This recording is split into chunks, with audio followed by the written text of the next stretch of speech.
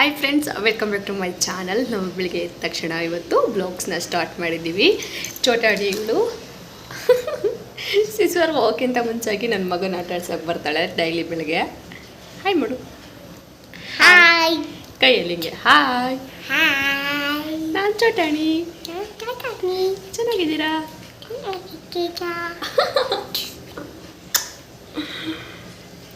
ನಾನು ಕೂಡ ತಿಂಡಿಗೆ ಬ್ರೇಕ್ಫಾಸ್ಟ್ನ ರೆಡಿ ಮಾಡಿದೆ. ಇವತ್ತು ಕ್ವಿಕ್ಕಾಗಿ ಒಂದೇ ಟೈಮ್ಗೆ ಅಂತ ಹೇಳಿ ಚಿತ್ರಾನ್ನ ಮಾಡಿದೆ. ಚೋಟಾಣಿ ಇವಾಗ ರೆಡಿಯಾಗಿ ಬಂದಿದ್ದಾಳೆ. ಅವಳು ಇವಾಗ ಸಿಸ್ವರ್ಗೆ ಹೋಗ್ತಾಳೆ.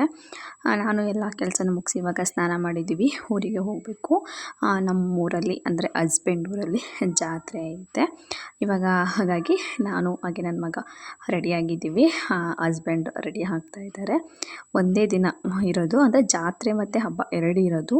ನಾವು ಇವತ್ತೇ ಹಬ್ಬ, ಇವತ್ತೇ ಹೋಗ್ತಾ ಇದ್ವಿ. ಹಸ್ಬೆಂಡ್ಗೆ ಜಾಸ್ತಿ ರಜೆಗಳು ಸಿಗಲ್ಲ, ಅದಕ್ಕಾಗಿ ಇವತ್ತು ಹಬ್ಬದ ದಿನ ಹೋದರೆ ನಾಳೆ ಒಂದಿನ ಇದ್ದು ಇನ್ನು ನಾಡಿದ್ದು ಬರ್ತೀವಿ. ನೋಡಿ, ನೀವು ಇಲ್ಲಿ ನೋಡ್ತಾ ಇದ್ದೀರಾ, ನಮ್ಮ ಆಲ್ರೆಡಿ ಮಟನ್ನ ಕಟ್ ಮಾಡ್ತಾಯಿದ್ದೆ. ಹಬ್ಬಗಳ ತಯಾರಿ ಎಲ್ಲ ನಡೀತೈತೆ.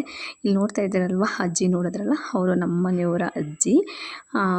ನಾನಿಲ್ಲಿ ನಾನ್ ವೆಜ್ ತಿಂದನೇ ಇರೋರಿಗೆ ಪಕೋಡ ಅಥವಾ ಏನಾದ್ರೂ ಬೇರೆ ಏನಾದರೂ ಮಾಡಬೇಕು ಅಂತ ಹೇಳಿ ಕರಿಬೇವು ಸೊಪ್ಪನ್ನ ಕೊಯ್ಕೊಂಡು ಹೋಗ್ತಾಯಿದ್ದೀನಿ. ನಮ್ಮತ್ತೆ ತುಂಬ ಚೆನ್ನಾಗಿ ಗಿಡ ನಮ್ಮ ಮನೆ ಹತ್ರನೇ ಇಳಿಸ್ಕೊಂಡೈತೆ. ನೋಡಿ, ಬಿಸಿ ಬಿಸಿಯಾಗಿರುವಂತಹ ಪಕೋಡನ ನಾನು ಮಾಡ್ತಾಯಿದ್ದೀನಿ. ಇದರ ರೆಸಿಪಿ ಏನು ಅಷ್ಟೇನು ಶೇರ್ ಮಾಡೋಕ್ಕೇನು ಹೋಗಲಿಲ್ಲ ನಾನು. ಅಲ್ಲಿ ವೀಡಿಯೋ ಮಾಡ್ಕೊಳ್ಳೋಕೆ ನನಗೆ ಅಷ್ಟು ಟೈಮು ಕೂಡ ಸಿಗಲಿಲ್ಲ. ನೆಂಟರುಗಳೆಲ್ಲ ಬರ್ತಾಯಿದ್ರು ಹೋಗ್ತಾಯಿದ್ರು. ಇದು ಕುಕ್ಕಿಂಗ್ ವೀಡಿಯೋನ ಹಾಗೇ ಕ್ಯಾಮ್ರಾ ಆನ್ ಮಾಡಿಬಿಟ್ಟಿದ್ನಲ್ಲ, ಹಾಗಾಗಿ ಶೂಟ್ ಮಾಡ್ಕೊಂಡಿದ್ದೆ ಅಷ್ಟೇ. ಇನ್ನು ರಿಲೇಟಿವ್ ಬಂದಿದ್ದೆಲ್ಲ ನಾನು ಶೂಟ್ ಮಾಡ್ಕೊಳ್ಳೋಕ್ಕೆ ಹೋಗಲಿಲ್ಲ, ನಂಗೆ ಅಷ್ಟು ಟೈಮು ಕೂಡ ಇರಲಿಲ್ಲ. ನಾವು ಹೋಗಿದ್ದೀನಿ ಹಬ್ಬದ ದಿನ. ಒಂದಿನ ಮುಂಚಾಗಲೇ ಹೋಗಬೇಕು ಅನ್ನೋ ಪ್ಲ್ಯಾನ್ ಇತ್ತು, ಬಟ್ ಹಸ್ಬೆಂಡ್ಗೆ ರಜಾ ಸಿಗಲಿಲ್ಲ. ಇದಾದಮೇಲೆ ಇನ್ನು ನೆಕ್ಸ್ಟು ನಾವು ಜಾತ್ರೆನ ಮುಗಿಸ್ಕೊಂಡು ವಾಪಸ್ ಬಂದು ಅಲ್ಲಿ ಏನು ವೀಡಿಯೋ ಶೂಟ್ ಮಾಡ್ಕೊಳಕ್ಕೆ ಹೋಗಲಿಲ್ಲ ನಾನು. ನನ್ನ ಮಗ ಮಲಗಿದ್ದ. ಮತ್ತು ಇವಾಗ ಅದೆಲ್ಲನೂ ಕ್ಲೀನ್ ಮಾಡ್ತಾಯಿದ್ದೀನಿ. ಇವಾಗ ಎಲ್ಲನೂ ಕ್ಲೀನ್ ಮಾಡಿ ಸಂಜೆಗೆ ಎಷ್ಟೊತ್ತಿಗೆ ಇದು ಮಾಡಬೇಕು ನಾನು. ಸೊ ಅವತ್ತು ಊರಿಗೆ ಹೋಗೋ ಅರ್ಜೆಂಟಲ್ಲಿ ಕ್ಲೀನ್ ಮಾಡಿರಲಿಲ್ಲ.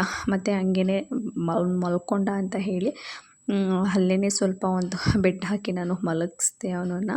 ಅವ್ನು ಮಲ್ಕೊಂಡ, ಇವಾಗ ಮಲಗಿ ಎದ್ದಿದ್ದಾನೆ ಅವನು. ಹಾಗಾಗಿ ಎಲ್ಲನೂ ಕೂಡ ಕ್ಲೀನ್ ಮಾಡ್ಕೊತಾ ಇದ್ದೀನಿ. ಇನ್ಮೇಲೆ ರೆಗ್ಯುಲರಾಗಿ ವೀಡಿಯೋಗಳು ಬರ್ತಾ ಹೋಗುತ್ತೆ. ನಾನು ಆಲ್ಮೋಸ್ಟ್ ಎಲ್ಲನೂ ಕೆಲಸಗಳೆಲ್ಲನೂ ಮುಗಿಸ್ಕೊಂಡೆ. ಕ್ವಾರ್ಟರ್ಸಲ್ಲೂ ಕೂಡ ಕ್ವಾರ್ಟರ್ಸ್ ಊಟವನ್ನು ಕೂಡ ಮಾಡಿ ಹಾಕ್ತೀನಿ. ನಂದು ಸ್ವಲ್ಪ ಕ್ಲೀನಿಂಗು, ಊರಿಗೆ ಹೋಗೋದು ಬರೋದು ಇದೆಲ್ಲ ಆಲ್ಮೋಸ್ಟ್ ಮುಗೀತು. ಇನ್ಮೇಲೆ ರೆಗ್ಯುಲರಾಗಿ ವೀಡಿಯೋಗಳನ್ನ ಮಾಡಿ ಹಾಕ್ತೀನಿ. ಬೆಳಗ್ಗೆ ಎಲ್ಲ ಕೆಲಸ ಮುಗಿಸಿ ನಾನು ಊರಿಂದ ಸ್ವಲ್ಪ ರಾಗಿನ ತಂದಿದ್ದೆ. ಮಿಲ್ಗೆ ಮಾಡೋಕ್ಕೆ ಕೊಟ್ಬಿಡ್ತೀವಿ ಸಾಮಾನ್ಯವಾಗಿ, ಆದರೆ ಇದು ನನ್ನ ಮಗುನಿಗೆ ಅಂತ ಹೇಳಿ ಸ್ವಲ್ಪ ಕಾಳುಗಳೆಲ್ಲ ಹಾಕಿ ಬಿಡ್ಸವ ಅಂತೇಳಿ ಅಜ್ಜಿ ಹತ್ರ ಮಾಡಿಕೊಡ್ತಾಯಿದ್ದೀನಿ. ಇವರು ನಮ್ಮ ಕ್ವಾರ್ಟರ್ಸಲ್ಲೇ ಇರ್ತಾರೆ. ಓಲ್ಡ್ ನಮ್ಮ ಕ್ವಾರ್ಟರ್ಸ್ಗೆ ಇವರೇನೇ ಸೀನಿಯರ್ ಅಂತ ಹೇಳ್ಬೋದು. ಇವ್ರಿಗೆ ರಾಗಿ ಎಲ್ಲನೂ ಮಾಡೋಕ್ಕೆ ಬರುತ್ತೆ. ಆವಾಗಿನ ಕಾಲದವರಲ್ವ, ಆಲ್ಮೋಸ್ಟ್ ಎಲ್ಲನೂ ಕಲ್ತಿದ್ದಾರೆ.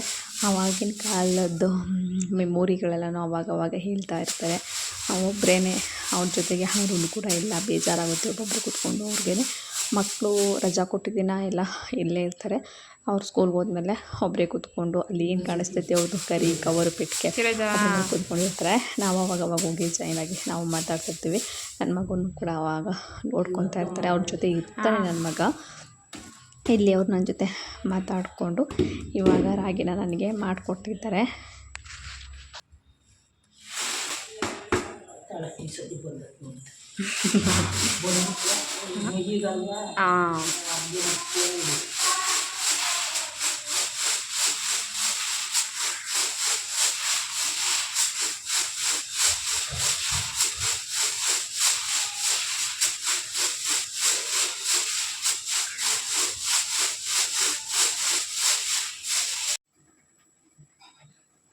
ಸಂಜೆ ಊಟಕ್ಕೆ ಸಾಂಬಾರಿತ್ತು ಅಂತ ಹೇಳಿ ಅನ್ನ ಮತ್ತು ಮುದ್ದೆನ ಮಾಡ್ತಾಯಿದ್ದೀನಿ ನಾನು.